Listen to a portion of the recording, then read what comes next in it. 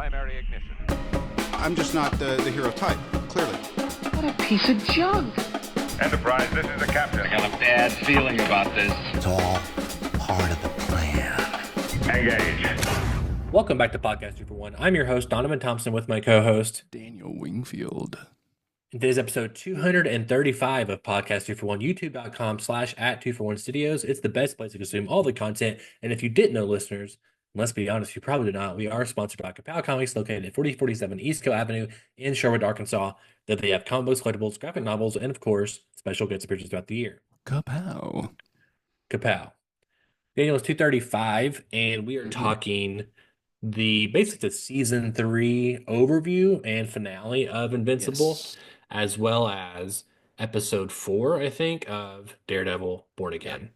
Both, I think, great topics to talk about. I think they could be episodes on their own right. Sure. But let's kind of start with Invincible first. Yes. I kind of came to a realization whilst watching this, and it was something that was kind of bothering me. It's been bothering me since season 2. And I think there's some things we articulated, last year when we were watching that. First and foremost, I love these characters, and I had a great time with the finale with Conquest and what's his name? It's Morgan Dean, or I can't think of his name all of a sudden. Jeffrey Dean Morgan. Yeah, as the voice of Conquest, and there's just some, for having a character come in, some people complained about this, I think they're dumb. Having a character come in and then feeling like you get almost all his backstory, you understand his pain, and then you see what Mark goes through. There's some great. It's a great I was on the edge of my couch the entire episode. What's going to happen? Who's going to die? All these kind of things. And I loved all that, and I'm going to dive into more of that here with you in a second. But I think I discovered, or at least I learned about the show, is that this is truly a representation of a comic book, where I feel like season 1, it kind of set up this parameter of we're dealing with Mark and his dad the whole season, really. And that kind of, it goes through the whole thing, and it bookends with that as we're learning more about both those characters. Season 2 started where it is very much, it feels like a comic book more, where it's every episode, every 2 episodes, they're connected, like an arc, like a 3-episode or a 3-issue arc. And then but it keeps going. Characters are not, they don't die, they don't stay dead forever like a comic book, which makes sense because this is a pretty, from what I understand, closed representation of the comic book. It's just things are moved around or whatever. And it's so I've decided now going into season 4, I'm shifting my expectation, where instead of okay, this season is about Mark doing this. It's now, this is a true comic book TV show where we're getting the overarching story over not even a story, his whole trajectory over the whole show, whether however season it is. And every 3 episodes, every other episode might be connected. We might have something, because Conquest coming in at the end of this, although we were teed up, I think was at the end of season or sometime in season 2 with the girl coming, someone's going to come. Well, him coming in, the Invincible War happening right before then, all that stuff, it's not in angst. It does not feel connected with the season. It's not like the dominoes, because of the Invincible War, because of Angstrom leaving, now the Conquest is here. You're right. It is that kind of just and I mean, and we know, in some ways, Invincible is the show about Mark Grayson getting his ass beat over and over and over and over and over again. Clearly, that's the show. And so there is that connective tissue. I agree that season 1 had the strongest connective tissue with Mark and his dad. There were many arcs there still. We still had the Martian arc where they fought, or that arc where the armies were coming, and every time they were older every time, and the little bug guys they had to fight. So we've gotten these we still had those, but there was a much stronger through line where the demon detective was investigating Mark's dad that whole season. Cecil's doing that. So there was more connective tissue, several strands of it connecting all these arcs, and there isn't as strong of connective tissue happening now. And I think you're right, because at this point, the arc that Mark's on is show long, almost, right? The arc of season 1 was figuring out who he is, discovering who his father was and dealing with that. the rest of the arc is Mark figuring out how to be invincible and save the Earth from an unstoppable force. Like that's just the show now. Like, Yeah. yes, we have these mini little side adventures moments, and they're great. You know, I loved the Oliver episodes this season where they were dealing with how do we deal with Oliver? How do we raise him? Is he going to be dangerous? All that kind of stuff. But you're right. Like it is like, you know, Invincible War, and then literally, you know, it's literally he's cleaning up after that, and then Conquest is there, and even Cecil's like, "Are you fucking kidding me? Now, you know what I mean?" But Narratively, it makes sense. Like when your hero's at his lowest, then you send in the Yes. final thing. But like in terms of where it feels coming out of nowhere, even though we Yes. have been told for 2 years now something is coming, obviously. It Yes, feels because there's no tee up to it, like in the show itself. And so, right. like, I think season one, because the Viltrumite part, like the Mm-hmm. plot is Mark versus the Viltrumites, Yes, right? yeah, And season one it's so connected because we're learning about yeah, both and we're learning how bad they are, and then it climaxes in that first season. yeah. And then now that thread is hanging over the rest of the show, and they're kind of popping in whenever they want to have a cool fight, essentially.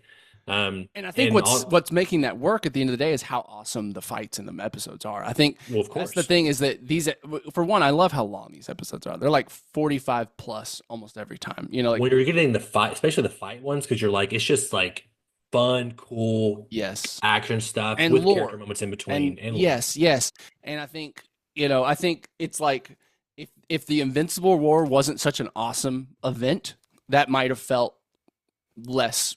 Oh, why is this? It just feels random. Or if the Conquest fight, I agree. I thought I saw one review that gave it like a 4 out of 10. It was just like this. I think it was IGN. I was It like, you guys was, are and like crazy. this episode on IMDb is one of the highest rated episodes of I all know. time on I TV. know. Period.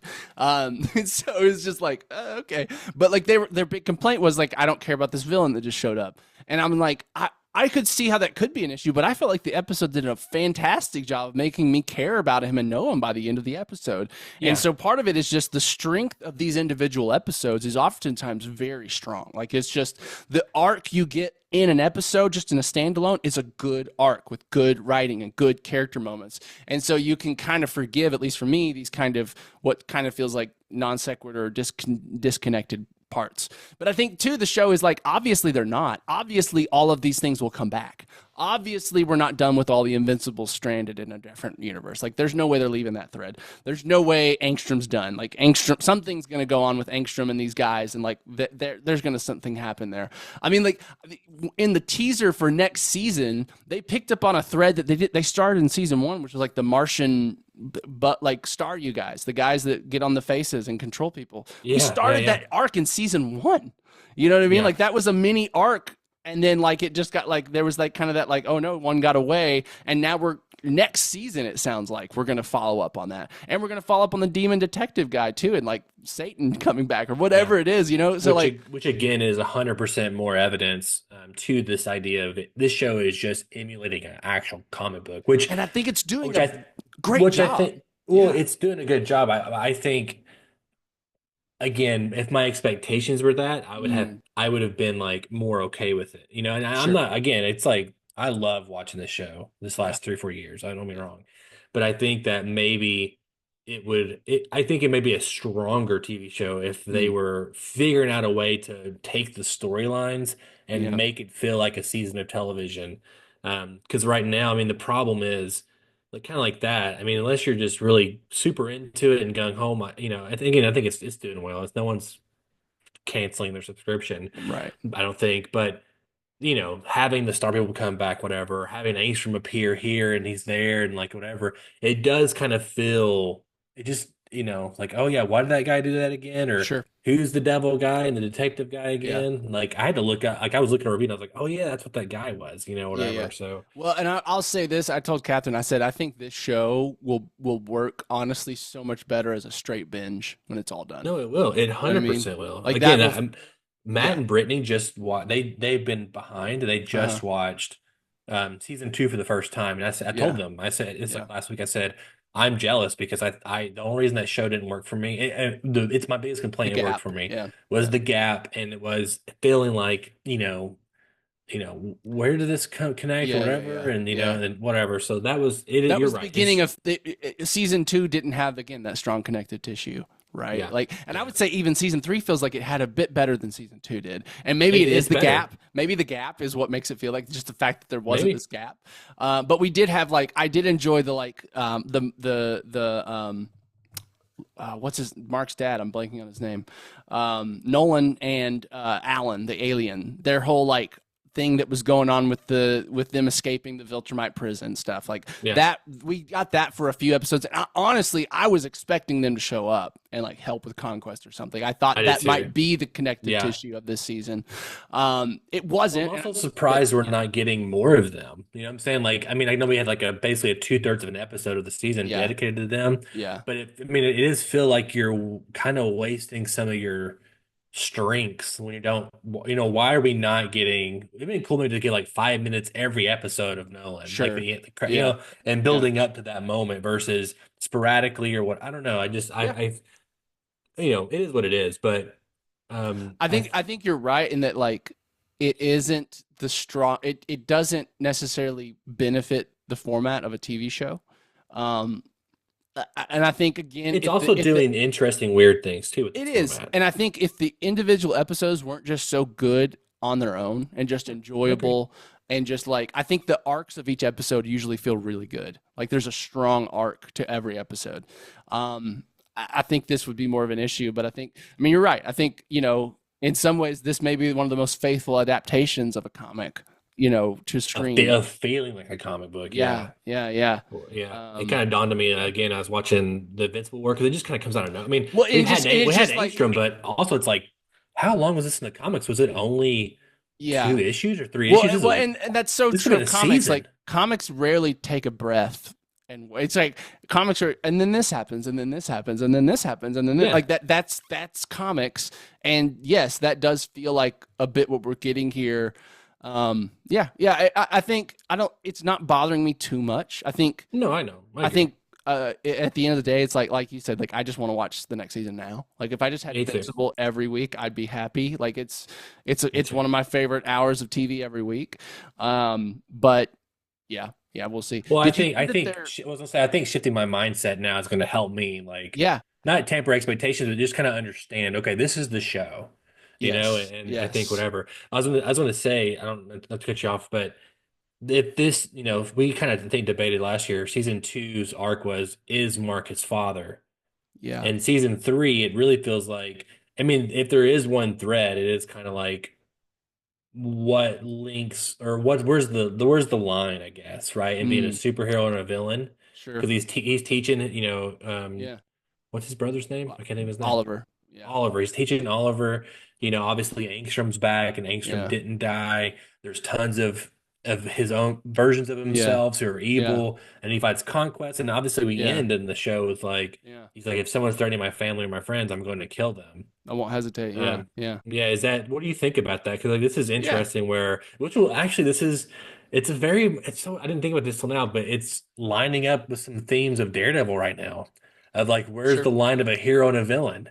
I think you're right. I mean, the big connected tissue, like, a lot of it was preparing Mark for the Viltrumites. We had a lot of that in the beginning of the season, and then, like, training him and, like, getting prepared, and, like, and kind of like, is Mark enough, right? Can Mark be our only hope and stand up against everyone? That was part of it. And then, I think, yes, for Mark internally, it was like, what are his lines? What are his boundaries? He didn't really know them at the beginning of this. He didn't know when he was okay with himself killing someone. Like, it was just kind of like he's figuring out his own moral code, right? And I think, yes, where we end on, he's definitely pendulum swung to a hard edge, I think, of that. I have a feeling it'll come somewhere back in the middle where it's like, it almost feels like right now he's willing to choose killing as, like, a first response if someone threatens him. And I have a feeling it'll be like, yes, of course he's willing to kill someone, but it'll be the last step he ever takes, versus it seems like if someone points a gun at my head, they're dead, or my mom's head, I'm going to kill them instantly, you know what I mean? So I think it is a hard pendulum swing that will bite him in the ass, probably, and then it'll swing back and it'll kind of find a happy medium. Of course, the romantic version of this is like Spider-Man, right, or Batman, where it's like the Yes. hero. There's no casualties ever, and when there's one casualty, it like destroys that person for Right. years. You know, Right. where this is like the real world version of like there's lots of evil Superman everywhere, and like again, this Conquest they hit some. I think it's part of IGN's review that everybody were like they gave it such a low score, where it's like kind of the greatest hits of some of the things we've already seen. Where There was a couple Conquest moments is- where you're like, okay, yeah, holding his face to the people. I mean, that's Yeah. literally the beat we got last time. Yeah, exactly. You know, and so but when you're dealing with those kind of threats, this is the moral question I kind of present to you is what, like Punisher. Like we'll Yeah. talk about in a second with that, Yeah. he's kind of like, why would you let any of these people live? Like they're Right. it's like the Batman Joker's question. It's like Yeah. Batman could save so many people if he killed Joker, Right. but he would lose himself. Yeah. That's the price. And so like, is it worth it? Yeah. Like Yeah. should Mark kill these guys and save thousands of people for killing Right. one super evil person that will Right. never change? Yeah. I don't know. It's interesting. It is. Yeah. I mean, I think that's that's what we like, I think, about Mark is that he's not static. He's always going through evolution. He's always kind of unraveling another layer of who he is or understanding who he wants to be or whatever. Yeah, I mean, like I think you're right. I mean, it is dealing with, kind of that classic superhero dilemma. Can good guys kill? Is it okay for good guys to kill? And what is the line and what are the circumstances that are going in that? And I think that's interesting because to a degree that's a question that we ask ourselves as humans, right? Like, what are the circumstances that I'm willing to take a life, even if that would permanently like scar me mentally and emotionally or whatever? Like, like that's, when is war okay? When is war not okay? Like those are kind of constant questions we're asking ourselves as a society. And so, yeah, I think it's interesting every time we dip into that. And I think, at the end of the day, it's like, I'm not watching this show because it's doing anything brand new in superhero genre or anything like that. I think I'm watching this show because there's a really nice mix of characters that feel real, that feel relatable, really fun action, and kind of those Dragon Ball Z Super Saiyan moments that we all watched cartoons for from the beginning. You want to see Goku turn into Super Saiyan and kill Frieza. Like that's why we watched that show, for that moment. And we get those moments every season. We kind of get something like that. That's like just one of those fuck yeah badass moments. And I think at the end of the day, because yes, it is telling these kind of we've been here before with the genre, but it's doing it. Like what we say, it's doing things we've seen before, but it's doing it kind of perfectly to some degree, like in a lot of ways of how it's handling it. And so, it's like it's not necessarily wondering where Mark will end up that's pulling me along. I kind of feel like Mark's gonna kind of just end up being a hero and the good guy thing. Like he's gonna be invincible. He's gonna be invincible. Right. And so like it's that kind of thing where I'm like, I'm not curious about how it'll end up. I'm just enjoying the ride. I loved the Aaron Paul episode, or his character in this season. Like that was a great arc and a great way to like continue killing his own family, dude. Like, oh my god, dude, it was rough. Yeah, no, it was and just like his kind of inability to look past the things that happened because of Invincible. Like it was a great way to show Mark, hey, some people will never get it and they'll always hate you.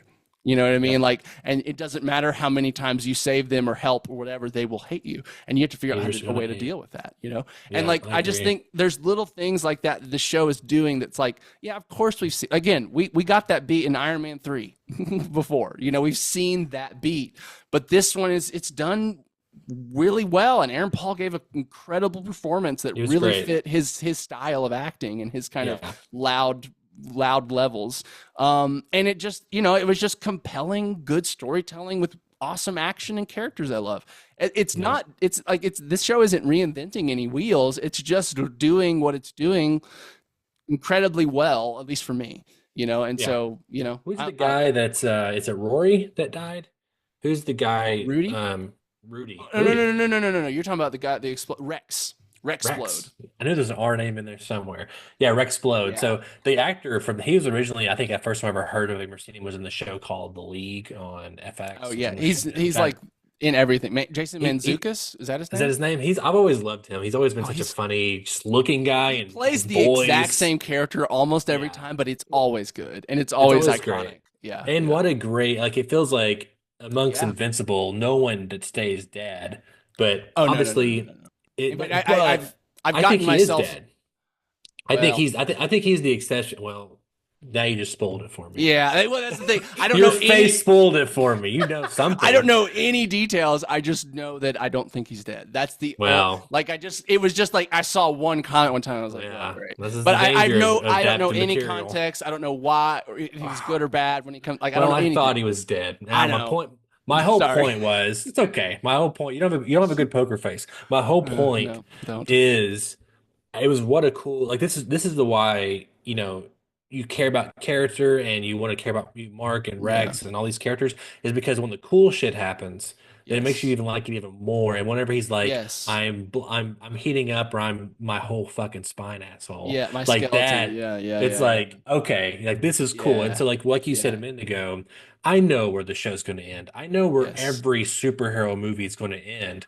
But I Yes. want to see these. I want to care about the characters, and then I want to see Yes. moments like that. Yes. Like, I want to see characters get the shit beat out of them, and then Well, how are and- they going to beat the bad guy? And Rex started as such an obnoxious character. He was not likable in, like, especially season 1. He was like cheating on Adam Eve. He Yeah. was a jerk constantly. Like they didn't want you to like him. You know what I mean? And so giving him this moment where he's like, and of course, and like it's like one of those things where like you see it coming. It's like, oh look, he's in a healthy relationship now. I was like literally turning cat. Oh, now he's gonna die. Like because he's finally in a healthy relationship. That's what this show does to us. It's like, oh, they're happy, dead. You know what I mean? Like it's just that kind of show. But at the same, like you said, it's like I enjoyed the whole like that Invincible episode for one was just another badass episode, you know what I mean? Like just cool shit happening constantly. Very Loved cool. seeing all the different like traumatized versions of Mark. Like that was really fun. I loved the fact that they were just like turned on Angstrom. Like that was it was like they're like, wait, no, they fuck should. you. We're more powerful than you. And like why you know what I Yeah. mean? Like I But thought you that even was get great. nice moments where, like, when they're kind of like huddled up in the sky, he's like, I miss mom here because I miss my mom. Yeah. They're like, yeah. oh, And dang. the other was like, well, I was gonna kill her. You know what I mean? Like, you know what I mean? Like, yeah. Like, and like, no, I agree. Like, there's so much of that that's like just so interesting and like so, Yeah. like, it's just you like because even in that you're learning about Mark. You know what I mean? Like, Exactly. even in the just seeing these different personalities, you see the things that don't change. You know what I mean? That between the versions and stuff. So yeah, man, it's just one of the most enjoyable shows to watch. Like, I just feel like I'm constantly getting dopamine from somewhere. Yeah, Whether I it's a agree. character moment that makes me like them more. Like Adam Eve, what a great season for her. And like what a lot of cool stuff. As soon as she's like, yeah, like they put in mental blocks because I get too powerful. I'm like, well, she's the Dark Phoenix, so like obviously she's gonna become a villain that's too powerful and the powers take over or whatever. It's so like it's just like and just I loved the whole thing with her like Kamehameha's like Conquest. I liked her like, getting the armor. I got chills when oh she got no, the that was armor. awesome. I was kind of like, and this the is fact that she cool. like held up to him for like 2 minutes Yeah. was like impressive. I But thought then it was like super impressive. I mean, I thought she was dead. I was like, okay, well, this will I just did be his moment. And the fact that she like resurrects like that and then like toasts him like with one giant, like he's like got muscle showing because she like shredded his skin and all Yeah. that. That Well, was it's nice. awesome. It's nice too because one of the dangers of this is with any superhero thing Yeah. is when your hero or a villain starts becoming like Superman too powerful, Yeah. then then it's like, why are the other heroes even involved? Or Right. what can they offer to the table as a like cleanup crew? And so it's nice when this is a perfect parable to Dragon Ball Z. Goku's always becoming like stronger, Even more stronger. powerful. Yeah. And then Vegeta's like, you gotta power them up eventually to keep up with Yes. like the playing field, and Yes. and him Yes. doing that, her getting like on a similar level with Mark, I think it's great, and it'll make for more interesting team Yes. ups and fights and like Because you'll have- because otherwise you're just going to get the same. Eve wants to help, but she's not nearly as powerful, and so she gets almost hurt, and Mark gets mad. Like that would just Exactly. keep happening over and over again. And we did see that. Like Cecil didn't send anybody else in. Like he's just like, Why would he? Why would he? It'd It's just just be wasting paper. people. And Yeah. and in Invincible, he's like sending more people in just gives me something else to worry about. I just want to fight Yeah. this guy. having Eve here is not helpful, to him. 100%. I get it. But it was nice again, like, we had that moment with Oliver, and like what a, when he's about to split Oliver. I thought he died too. See, I thought he was about to split. I thought we were about to see a child's guts all over screen. Like, I thought this is, and so like I think it was nice to have that Eve moment, and then it kind of subvert. It like, okay, it's not going to happen again. Which is also great because like, again, I was truly on the edge of my couch. I was like, I don't know who's going to die. It's a little Game of Thronesy, right? It's like very Game of Thronesy, yes. Yeah, you're just like everything's on the table. Like Mark's mom easily could die. Oliver, Eve, any of the other superheroes. The only one we know won't die is Mark, essentially, in every episode. Yeah. It's in the title. Yeah. Last thing I want to ask or bring up, and we can move on to Daredevil, is I was thinking that as we were talking a minute ago, I was like, Cecil is Jack Nicholson in A Few Good Men. He's like, you want me on that wall, you need me on the wall. And that's where it brings up the situation of like, there's people out there who are willing to do bad things at the cost of their own soul. Yes. And do we want them around or do we not? And like, well, are we naive? That was the whole thing of Cecil's backstory. He's like, you can either be a good guy or save the world. That was like what his boss told him, and that's exactly his mantra, yeah. Well, my question to you is, because like if now that you said the Rex thing, sorry people, but the Rex thing, I'm like, okay, well, it looks like Cecil is just taking every dead body and making super androids out of them. So yeah. Is the Mark, all the Mark variants, are they? I mean, like, is he going to learn a lesson? Is my question. Is he going to be like, okay, there's a line? I think so. I mean, I think that's the obvious. I mean, obviously, Conquest is going to come back in some form. Don't ever keep a body and it not come back. Like, you know what I mean? What a bad idea. Was he having the scientist dude make those robot things out of like dead marks? I think it's what that was. They're dead marks. Okay, yeah. So, I think so too. I mean, I think that's, I think that will come up. I have no idea how that will resolve. Like, I'm like, there's totally a version where like Mark has to destroy all of Cecil's army, and then right when that happens, the Viltrumites show up, kind of thing. Or there's a version where they're fighting, and the Viltrumites show up, and then they team up, and it's like, Mark is willing to look past it to get the job done. Like, I just don't know how that's going to resolve, but it's this show does a great conflict between characters. And I think, I love that we could see Cecil and Mark's side kind of the whole season. Like, yes, what Cecil is doing is fucked up. He's taking these like people that have harmed people and like basically enslaving them and making them make him armies of enslaved people. Like, morally, lots of bad things to deal with there, right? But at the same time, you understand why Cecil's doing it. And if you were the one human and it was like, wouldn't you do everything you possibly could? Yeah. You know what I mean? When and Conquest like hits that beach, and like people like start like disintegrating and their bones are popping, you're like, holy fuck, like it's like, of course Cecil would do anything at all possible. Even and like the fact that he keeps Conquest, yes, as story watchers and knowers of story, we know that's going to bite him in the ass. But in the moment, you can understand why. I mean, he says, and he's going to tell me every single thing about the Viltrumite Empire. Like when he wakes up, like he is like, why would it though? He's constantly scared, senseless. Cecil is because of what he's seen, and who wouldn't be? You know what I mean? Like when it's your job to make sure humanity keeps being alive to some degree, you don't have superpowers, everything that comes to your planet is more powerful than you. Like his position makes sense, but so does Mark's. And I think that's I love when it's two characters we love and they both make sense and we just get to see them hash it out. Like that's good conflict. And so like,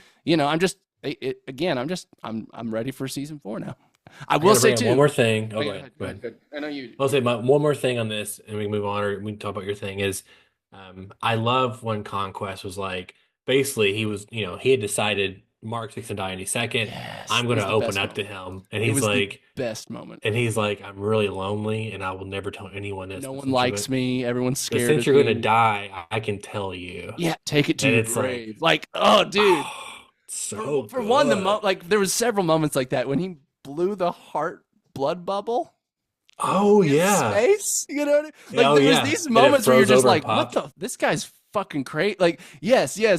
But like I agree that moment, for one, you're like with Mark, you're like, Like at first I was like, is he being mind controlled? Like did Cecil find something like, and is he being like mind controlled and all of a sudden like someone's making him be more honest than he would normally? Like that was my first reaction of like, I just don't, and you could tell Mark's like, what the fuck is he telling? Like you just don't, what the fuck is happening right now? I did not expect a confession right now.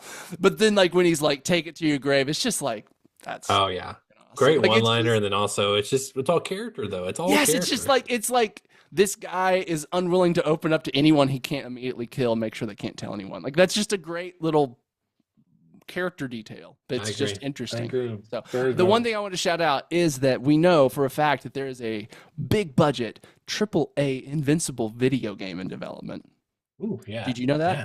Robert I Kirkman heard about it. just recently said, now of course it's his job to hype things up. He said is the most exciting thing. It's about as excited as he's ever been about anything Invincible related is this game. Wow. And I'm just my thinking is just like, oh my God, if we got like, I'm trying to think like Batman Arkham, but Invincible, something to that degree where it's open world, you're fighting all these enemies. Like, yeah, I mean, they could even go like a cel-shaded wanting... direction, right? They could kind of make it look comic booky. For one, I think that would make it more timeless.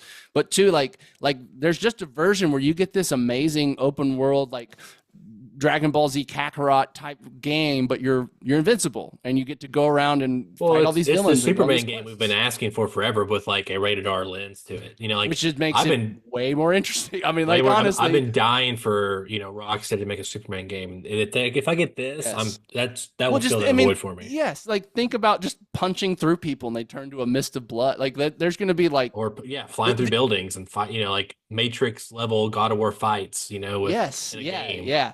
But then it's just you get to be Mark and go around and do stuff. Yeah, save people, dude. Yeah, I didn't really. I think I may have read the title, but I didn't think about it. But man, this sounds like already one of my most anticipated games. Yeah, exactly. Yeah. Like you get to just be Mark for like 60 hours or however long the game would be. Like, yes. Well, I was looking yesterday. I don't know why, but I was like, there's like a 1/6 scale Invincible Mark from Susu Toys, and it matches my Hot Toys, and I was like. Maybe soon. It looks pretty good. Yeah. So I kind of want that. Okay. Yeah. So yeah, Invincible season 3. I think we both agree it's pretty great. Maybe it's not it's doing some interesting things structure wise, and I think maybe it's not us. Maybe it's not them. It's us. If I have any problems with it, maybe that's the problem. So Daredevil Born Again episode 4. Yes. I think we talked about episode 3 last week. We did. We talked about the White Tiger. Yeah, right. The White Tiger. This one's interesting too because it's weird where we're getting this show and then at the same time every week we're getting reports on what the show is going to be. Well, season 2 shooting and what the first season was supposed to be originally. Yes. So it's like you're getting two different timelines and so it's like you're learning what was going to happen and blah blah blah. And so this was originally going to be like episode 3 or 4. Mm-hmm. And what's interesting is like if we didn't have, first of all, I love seeing the characters. If we didn't have Daredevil in that first episode, I would start to feel like, where's Daredevil? Like, you like got tricked. Like, where's my fight scenes? Where's Daredevil action? Where's my fight scenes? Where's that kind of stuff? And so I'm on the camp again. This was the right direction where they did some reshoots, blah blah blah. But I mean, we can just get to the heart of the matter. The scene with John Barenthal as Punisher and Charlie Cox as Daredevil. It's like, how could you ever complain about that in any show, but then let alone a superhero show? Yeah. Like, it's so fun. John Bernthal to call Daredevil a candy ass. So worth it. He called him a puss, or like, he used the word pussy. Yeah. Like, whoa. Yeah, no, it was again, this is Marvel showing they're willing to like be a little racy at times, more than they've shown it, especially with Disney Plus shows. They're playing it less safe in those ways, and I'm a fan of it. I think this episode was probably the slowest that we've had. Like there was the least amount of action. There wasn't any action, I don't think. And it was mostly talking scenes. But it's the credit I give it is like I still enjoyed it the whole time, and I think the another show where like the acting and the performances can carry less than the most interesting scenes. You know what I mean? And I think we're consistently getting that with Matt and Kingpin and his Vanessa. I think she's been great. I don't know. I don't think maybe we highlighted it last week. I don't know if I had known this yet, but like Daniel. I like his name, but the guy that works for Kingpin, that's Tony Soprano, James Gandolfini's son. And when you notice that, you're like, oh yeah, he looks just like him. But he plays him in the Sopranos prequel, right? He does, which I know. I heard it's not great. But Daniel is the surprise. Like I've been surprised how much I've been enjoying his character, because on face value, he's not an interesting character. He's just he's kind of the young voice of the younger people, and kind of this like, diehard Fisk, believer. But his acting has been fantastic. I've kind of enjoyed his acting every time. The scenes have been good. I really he does feel separate for me for the show so far, but I'm not hating him or anything. Yeah. I think it's just, I loved the scene where he's like admitting to doing ketamine at the bar. You know what I mean? He's like there was a nice, like, he's just this like kind of true believer. He's like the true believer in Fisk. This is Fisk's true son is what it is. Yeah. You know what I'm saying?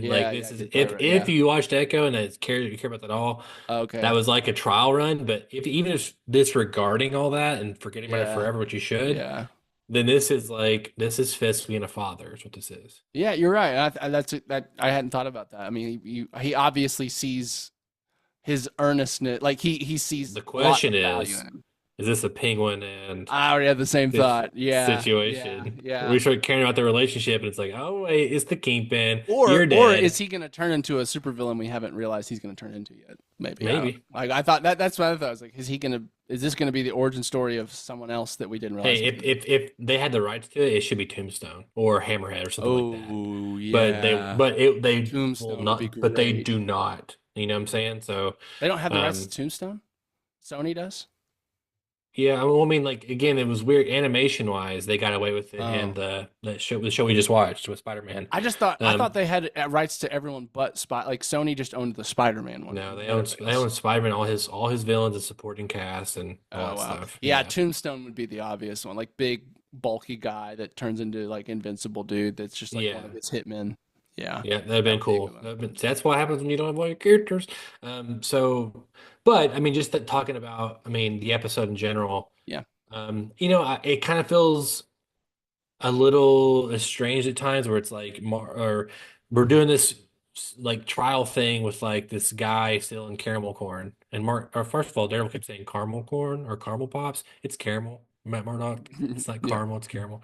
And so it's like this guy's still in this and like talking about how this, and I guess the idea is that it's another example of how the system is not working for people. Oh yeah, no, that was probably the weakest part of the episode. But that was like a good chunk of the episode was like the court case, him walking to the lady, getting a deal, coming back, having the conversation with the cop, and then going back to the guy again, having this long conversation with the guy in the jail cell. It's like 15 minutes. It was, and I think to me again, it was the most like, it felt too on the nose.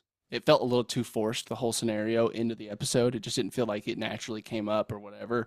And I honestly felt like the actor honestly just didn't sell me enough on the, like, he just, it came across as hard to sympathize acting. When you're shitting on, and you're like, go get this for more. It's could have dialed it back a little bit. I think. It's just like, I even feel like the scenario that they painted for us wasn't compelling. Like, I didn't feel like the scenario made him empathetic enough. I think they should have made it. Yeah. I think they should. Not even how he was treating him. It's like what he actually said happens. It's like, yeah, he just stole stuff. I don't know, man. His rap sheet his rap sheet was also too bad for like. Well, and it's like listen, I understand that like we should address like the idea that like certain people get sent to prison, and it's just like the system tries to keep them there. Yes. This I do not think was a good example of that. I just think it was a clumsy, less than convinced. Part of it was the actor. He felt like he was acting the whole time in a way that made me feel like he was bluffing the whole, like he was kind of being overly dramatic. Like it just, I like the sentiment. It wasn't executed very well. And so that definitely was the weakest part, I think.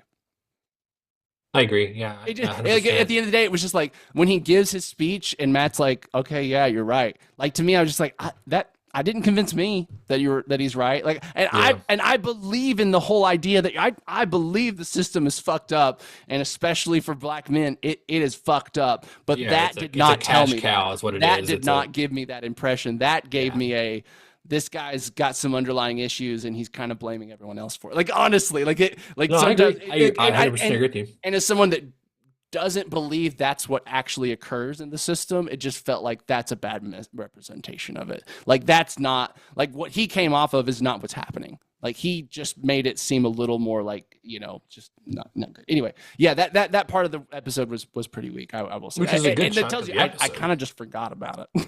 Oh, yeah. Well, Yeah, I mean, was kind of thinking the episode, and I just didn't even remember that part of it, which tells me. here was a fantastic thing. It was like more painful than Matt Murdock, Daredevil, beating the shit out of Pink Kingpin. He is infinitely more hurt by hearing Billy Joel's, we didn't start the fire by two different Dude, quiet places. I loved it because, and I was telling I Catherine, know, was I like, know. I'm saying like he's just, it's like he's- this is he's so much this- more painful for him. He's this like fine dining. He only listens to classical music ever. For sure. You know what I mean? Yeah. Like I was telling you, that's the context is that he's having to listen to like cheesy It arena was ear rock rape for him. music Yeah. by Yeah. people that can't even sing. It's like it wasn't even the fact that they can't sing; it's that this song is so beneath his standards of like Yeah. quality art Yeah. and Oh, expression. I'm good. No more. We got it. No more songs. I enjoyed that. Like I enjoyed it too. the arc of watching Fisk Being wrestle with who he wants to be versus who he is. You know what I mean? Yeah. I think that's or also what he enjoyable. thought this job would be, which is Yeah. classical I politician enjoyed stuff. the whole part where he's like, "Let's just do it," and she's like, "Well, you can't just do it. You just have to do." There's something nice about him. You're right, like realizing this maybe not what he wanted, which will spiral into him doing whatever he wants and basically becoming a villain, right? Yeah, Like, it's the idea of bureaucracy. I can't say the word correctly. Bureaucracy. There we go. Bureaucracy. Yeah. It's it's all the problems with that versus the idea of put your bootstraps on and go do it yourself without and maybe Yes. bending the rules to do it. And Yes. obviously it's going to conflict with his character, but and we get even more, which now it's kind of to me repainting a little bit of we had a conversation a few weeks back where I was like, I think Kingpin is trying to go straight as possible, but at the end of the episode, he's got Adam in a cage. Yeah. And it's like To- that happened. well, that had to happen, pretty early on. Yeah. No, I think it is like, I still think Kingpin thinks he's going straight. Like, I think he's convinced himself of that. Like, I think part of him genuinely believes, like, I'm turning over a new leaf. I'm going to be a new person, and somehow can, like, excuse this act for whatever reason he's justifying within himself. But no, I mean, I think, I think what this is like, too, it's like probably all these things we're talking about that are frustrating him are chipping away at that idea that he's turning over a new leaf or that he can't. Well, he's kept the painting with the blood splatter on it, which is a cool reference for Yes. Netflix people. Yes. It's a huge part of his arc, or the Yes. white wall, so to speak. Yeah. But it's still fun seeing them in therapy. It's Yeah. fun seeing like them skating around the business. And like it feels a little it feels a little Marvel-y versus like the Netflix show, like where it's kind of cutesy a little bit in terms of we're talking at the same time. And there was a moment though, Kingpin, he did something, I'm trying to remember what it was, where I was like, he seems so vulnerable right now and like not like Kingpin. I can't Probably think when of they what were it was, talking though. about the affair. Probably. Maybe what it was, I can't remember. She But I was asked just them like, to this is so address odd. it. Yeah. But I agree. It's good. Like I mean, I will give it credit. They feel pretty realistic for like couples therapy too. Like, Oh, yeah, I agree. They're doing it in a way that doesn't feel just like this isn't anything what therapy is like. They're doing it in a way that actually feels like deep. Like the therapist isn't being horrible, and that's a very, very rare thing that happens in movies and TV. Your therapist depicted as not horrible. Like even when we're pretending they're good, they're doing things that would get them like their license revoked in an instant, kind of thing. Yeah. Like that's how most therapists are. Like even the shrinking. It's like if that guy did any of those things in real life, his license would have been revoked immediately. Good You know what I mean? show, dude. We can do that Amazing later. show. But Well, I was gonna say too, this episode, it's more of we're getting people's perspective in the city. yeah, It's like this is just now a formula of the show. yeah. And again, that's 100%. It feels like it wasn't, it's a reshoot kind of thing, right? Sure. But I like it. I just don't. I wish there was maybe I wish I maybe it felt like the rest of the show. You know what I'm saying? Yeah, Like I wish it, I will say it's doing a good job of keeping like it's making the city of New York feel like it's really its own which is that character. thing I've been complaining about, right? Where like, Yeah, what's the reaction to people? yeah, And yeah, and I like it that it idea. makes the city. It just feels like we're getting a pulse on the city once an episode. And I agree. I don't think it's always as smoothly integrated as it could be, or Well, maybe again, it would have been if that's it hadn't been 100%. rewrites. That was a later decision, right? It had to be. Right. Yeah. But I do like the idea behind it. And I think it is generally working. Like, I think, honestly, there's been a few times I'm like, I wouldn't be surprised if they were just random people on the street and weren't actors sometimes. Like, the people I they like get the and how I they love the look. cinematography for them, whether they're It getting looks like a like hands Peoples or of New knees. York. Have you ever seen Yeah. like the Peoples of New Yes. York? Like, it looks We've exactly talked like about that. we've talked about this. Yeah, Yeah, yeah. And it feels like that's probably For an probably ad for an ad thing for HC 501, we went through all that. Remember yeah, that? yeah. And it's probably inspired some of the how they're doing it, but it just feels Oh, like, for sure. what's this random dude that's like doesn't look like a movie star and talks like he's from New York? Like, it's like, oh yeah, you if they just said, hey, yeah, we just walked around until someone agreed to do it, I wouldn't be that surprised. I don't think that's legal for like SAG and stuff, but Sure. anyway, all I have to say is like it's not been perfectly executed, but I think it's working for what it's trying to do, at least enough for me. Thought it was odd that, and we'll save more Punisher for a second, but I thought it was odd that Yeah. like the White Tiger thing, obviously, even though it just like Yeah. Matt, this is my fear. It was like Matt was like more upset that the cops killed him and or whatever, and not upset Sure. that it was his fault that it happened or one Yeah. of he's a playing hand in, and I was like, that's like Yeah. Yeah, I will say that scene with the daughter was hit and miss. There was a couple lines. There was a moments where I was like, "Oh, she's acting pretty well," and there was a couple I was like, yeah, I agree. I think to make that feel, it's got to come back. That's got to be readdressed at I'm some hoping. point Yeah, I'm hoping because I think and it'll be a bit unsatisfying if it's not. I agree. And last thing with the Punisher scene again, kind of go back to that, where I mean, I love you're getting a lot about the Punisher with little dialogue and scene dressing. He's Yeah. like, "How's everything going?" He's like, "How does it look like it's going?" That's all you need to know. Yeah. Yeah. Yeah. And just John Bernthal's acting his ass off here. Yeah. It's just like And both of honestly, them I think are he's really. probably gotten better as an actor even since Netflix. I think he's always been amazing. But he just he's always great at coming in, and he's like the ultimate like one scene in a TV show or movie character Yeah, guy. like in The He- Bear. Yeah.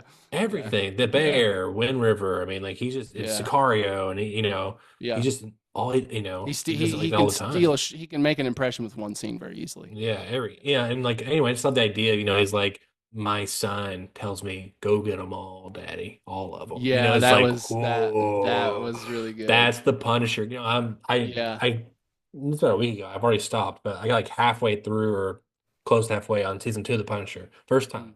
Okay. And I watching it, and it's like when he's in rage mode, it's like, oh, that's like he's great, but like Yeah. it's not the Punisher. Like Hmm.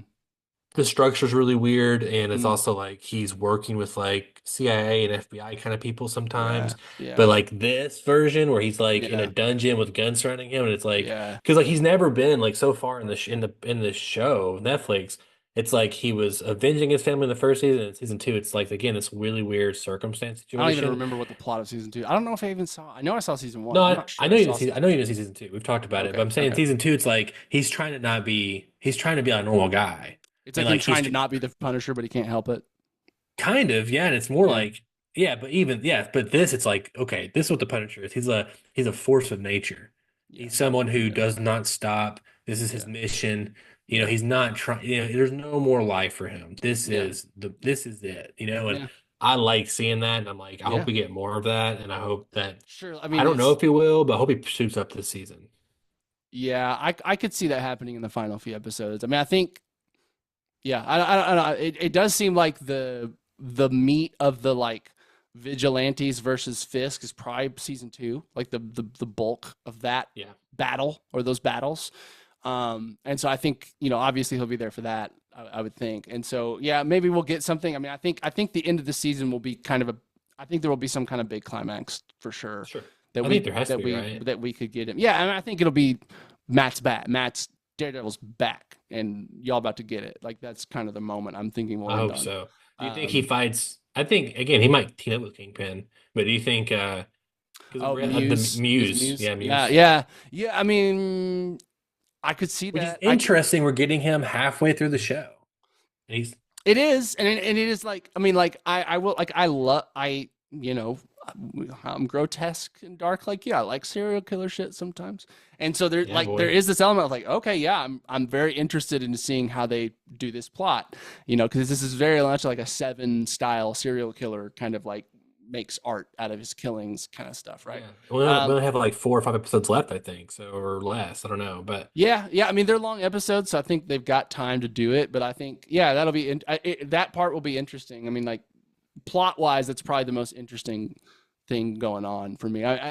Just because it's like I think we kind of understand where the show's going, and so I'm not curious about like where we're going to end up. You know, Fisk versus Matt. But you know, it's not the same level of Invincible. I would say the execution isn't quite as good or consistent. Maybe make it consistent. This show's been a bit more inconsistent. Where when it's good, it's great, but there's been moments where like, okay, that scene didn't work. Like even this last episode. well, it feels like we're kind of retreading now. I mean, like we're getting like Matt's on the rooftop looking at helmets, and Fisk is torturing somebody, eating a plate of food, and it's just kind of like it's one of those things too. Once you know the trajectory, you kind of want to get there.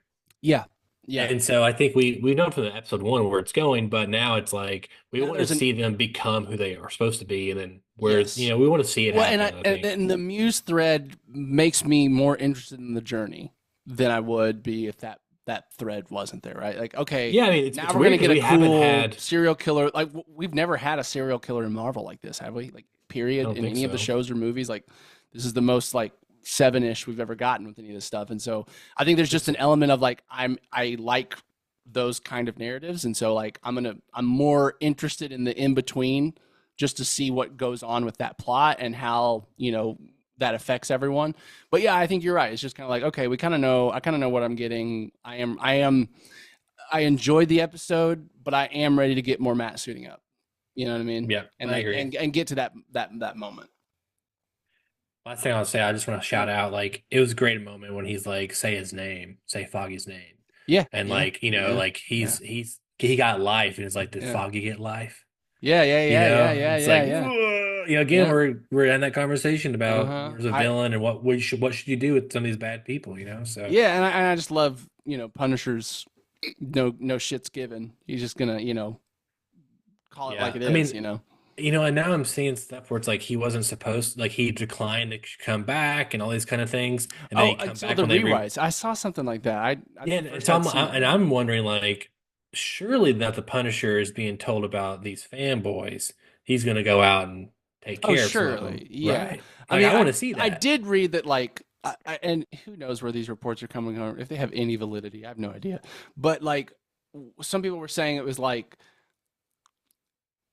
this. It was like the script was too tame for the Punisher, and it was like more the fact that he could call Matt a candy ass, whatever he did, is like part of the. He didn't want to come back unless he could like talk like that. Was kind of what I was reading from one of the conversations around that, which I could understand if you're like, I'm not willing to come back and as the Punisher and call people a jerk. You know what I mean? I have to be able to be the Punisher and like let me respect it. Character.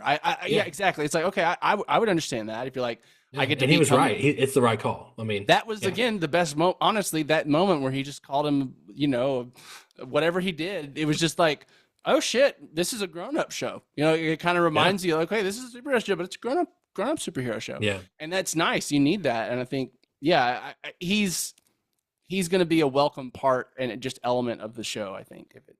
I agree. I need to see them fighting some bad guys pretty soon, both of them. Yeah, I need some action. Need a little action. Next episode, we need some action.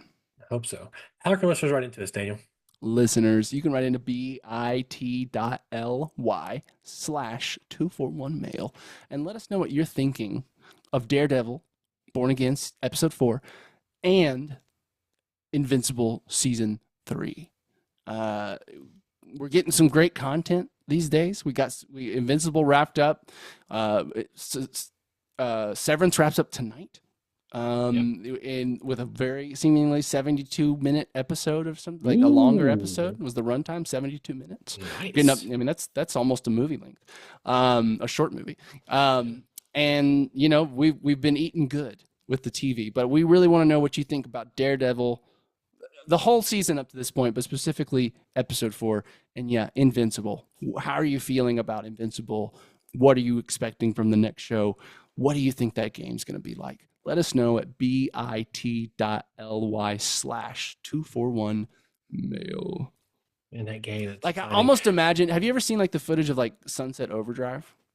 I've played it a lot. I own it. I can almost imagine that sort of vein, but it's an Invincible world kind of thing. You know what I I mean? mean, Insomniac made that. Made They Spider-Man. did, yeah. Before that was yeah. like they took a lot of the Testing game ground. design ideas to Spider-Man from that. Yeah. Yes. Yeah. And so like that to me is like I could imagine this version where we get this kind of cell shaded. I mean, it would be weird to make it look like realistic graphics when we don't have a version of Mark like that at all. You know what I mean? If they were doing like, I think it would be weird if they went the direction of like Injustice with the graphics, or it's like Agreed. kind of, No, you know what I mean? I Like, like the idea of it being more cartoony, cell shaded. Yeah, like, and I like the think- Dragon Ball Z games right now. Yeah.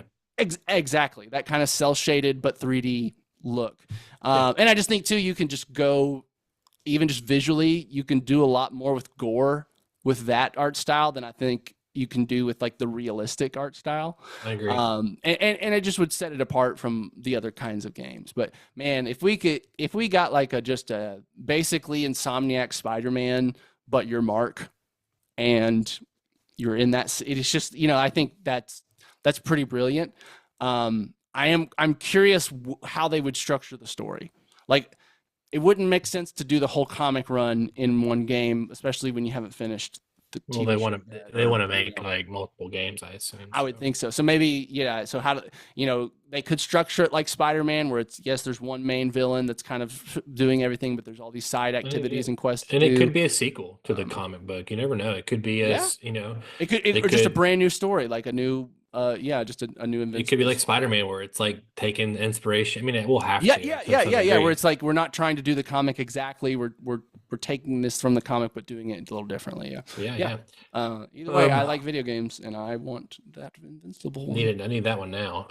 So yeah, what's interesting is next week we have 2 episodes of Daredevil dropping, and then we have 2 Didn't realize next that. week. Why? Yeah, and then that's just the way they're doing it. So I think it's because of Andor. So they have 2 next week, Okay. and then we had the finale, like then 2 after that, which like the last 4. So 2 next week, then 1, We then get 1. 4 episodes in the next 2 weeks or 3. Next 3 weeks, 4 episodes. And then what's interesting about Andor starts up pretty soon after that, and we're getting 3 episodes a week, I think. I like that format. I think that works so much better for streaming, where you interesting. still get the water cooler talk, but you're not getting just drip fed the narrative. I think that's what it feels like, especially shorter episode shows. When you're, we've been watching that Common Side Effects show, which is great and really interesting, but like it is like you get 20 minutes a week of the story, and that just feels like a drip feed. You know what I mean?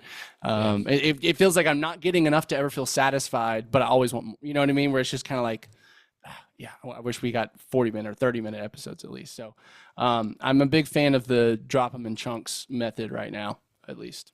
It's interesting. I agree with that.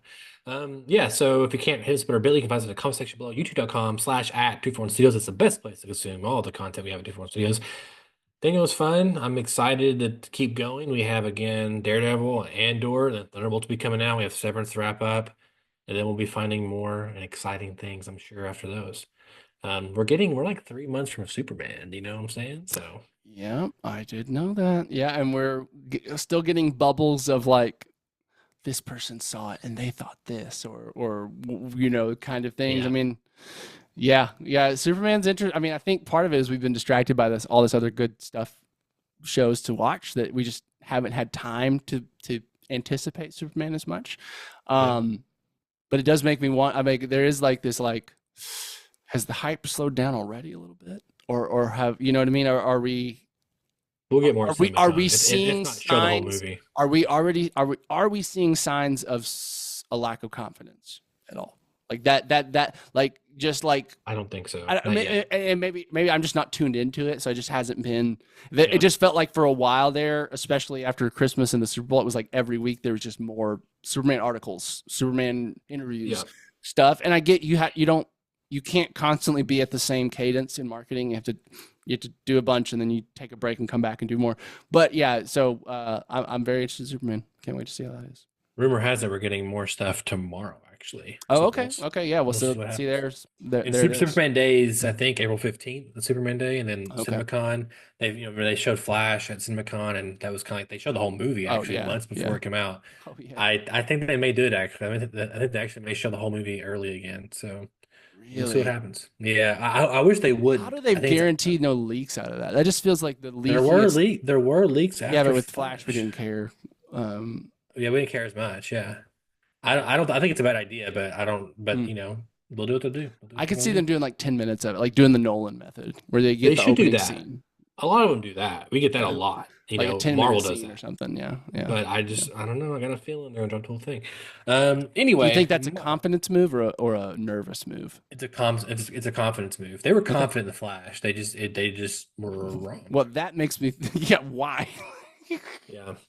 Well, The movie's but I don't know the if movie's James Gunn emotion- ever was confident in the Flash, but He said on record, one of the best superhero movies he's ever seen.